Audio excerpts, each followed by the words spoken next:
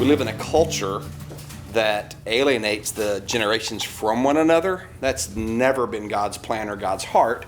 So we're not really reintegrating the generations. Like the faith and work movement is actually integrating faith and work. We're just fleshing out that you can't like leave your faith at home and go to work. You can act like that, but you can't actually do it. And it's the same thing about the generations. Generations are connected.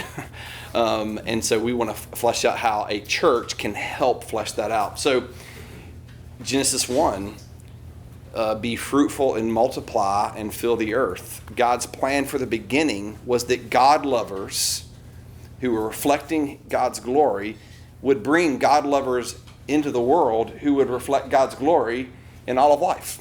So that's always been God's plan. So I'm just going to jump to the Ten Commandments real fast. After God has rescued his people by his redeeming grace, power, love, and strength, he puts his people Israel on his back like as on eagle's wings and brings them to himself at Mount Sinai. And here is the end of the second table, beginning of this, into the first, beginning of the second. Here's the fourth and fifth commandment. The fourth commandment: remember the Sabbath day to keep it holy. God is speaking to people who've been in bondage for a long time. I've rescued you. You're not my slave. I brought you out to serve me, but every 7 days you're going to have a day of complete rest, and you're going to see that I provide for you. So the fourth commandment is remember. Remember to rest in my saving power and presence.